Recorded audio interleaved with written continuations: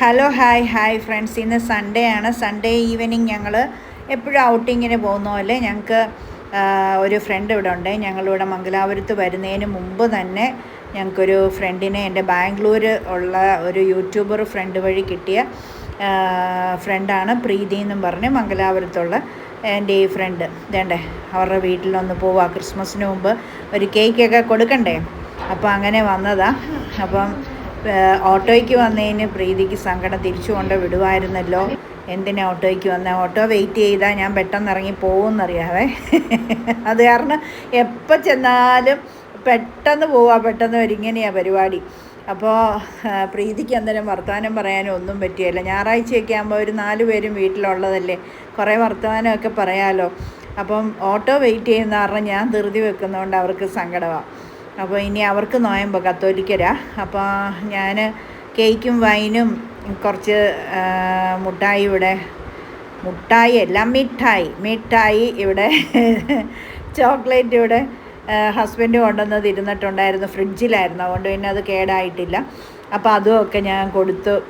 കുറേ പിക്കിള്, അവർക്ക് അച്ചാർ, പിന്നെ നമ്മുടെ നോയമ്പായതുകൊണ്ട് അവർക്ക് അച്ചാർ വേണമല്ലോ.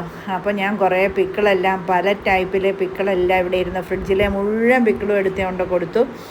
പിന്നെ അവിടെ ഞങ്ങളോട് പറഞ്ഞു, ഇനി എവിടെ പോണേലും പറഞ്ഞാൽ മതി, ഞങ്ങൾ കൊണ്ടുപോകാം, നമുക്ക് ഞായറാഴ്ച ദിവസം ഫ്രീ അല്ലേ, ബീച്ചിലൊക്കെ പോകാം, എല്ലായിടത്തും ഞങ്ങൾക്ക് അറിയാമല്ലോ സ്ഥലങ്ങളൊക്കെ. അപ്പോൾ ഞങ്ങൾ കാറേ കൊണ്ടുപോയിക്കോളാം, എങ്ങും ഒറ്റയ്ക്ക് പോകണ്ട, ഞങ്ങൾ എല്ലായിടത്തും നാട്ടിൽ പോയിട്ട് വന്നിട്ട് നമുക്ക് ഇനി തൊട്ട് എല്ലായിടത്തും ഞങ്ങൾ കൊണ്ടുപോയിക്കോളാം എന്നൊക്കെ പറഞ്ഞ് ഞങ്ങളെ ഭയങ്കരമായിട്ട് സമ്മതിപ്പിച്ച് വെച്ചിരിക്കുക കേട്ടോ. അല്ലേ ഞങ്ങളിങ്ങനെ തന്നെ പോകുമ്പോഴത്തേക്കിന് ഞങ്ങൾക്ക് പേടിയും കാര്യങ്ങളൊക്കെ ആണല്ലോ, ഒറ്റയ്ക്ക് ദൂരമല്ലേ, ബീച്ചെല്ലാം ഇവിടെ ദൂരമാണ്.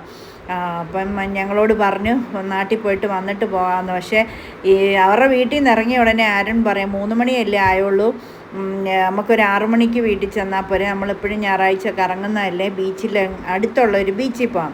അപ്പോൾ ആ ഓട്ടോക്കാരൻ പറഞ്ഞു അടുത്തൊരു ബീച്ചുണ്ടെന്നും പറഞ്ഞ് ഞങ്ങളെ കൊണ്ടുപോയത് 10 കിലോമീറ്റർ ഉള്ള ബീച്ചാണ്.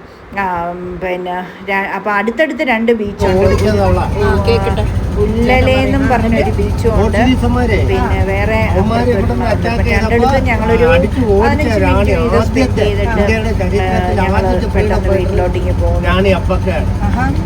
2 അല്ലെങ്കിൽ 1 മണിക്കൂർ, 5 മണിയായപ്പോൾ ഞങ്ങൾ വീട്ടിലെത്തി. 3 ആയപ്പോഴാണ് പ്രീതിയുടെ വീട്ടിൽ.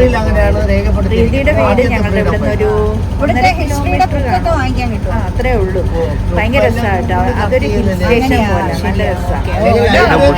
റോഡ് സൈഡിൽ നിന്ന് ഇച്ചിരി ഒരു 100-200 മീറ്റർ അകത്തോട്ട് കയറുമ്പോൾ ഒരു ഹിൽ സ്റ്റേഷൻ, ഭയങ്കര രസമാണ്.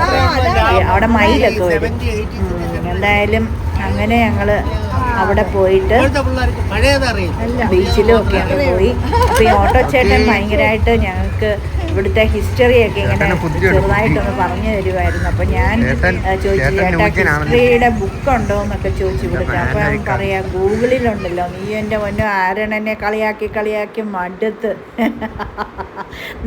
നമുക്കെപ്പോഴും എല്ലാ കാര്യവും ബുക്ക് വായിച്ചല്ലേ നമുക്കിഷ്ടം. എൻ്റെ മോനോ, ഇവർക്ക് ഇപ്പോഴത്തെ പിള്ളേർക്ക് എല്ലാം ഗൂഗിളല്ലേ. എന്നിട്ട് ഓട്ടോച്ചേട്ടൻ പറയും ഗൂഗിളിലുണ്ടല്ലോ എന്ന് പറഞ്ഞപ്പോഴത്തേക്കിന് ആരണനെ കളിയാക്കി ഞാൻ അവിടെ നിന്ന് മാങ്ങ വാങ്ങിച്ചു, കടല വാങ്ങിച്ചു, അതെല്ലാം കഴിച്ചു. ആരണ് ഇതൊന്നും ഇഷ്ടമല്ല.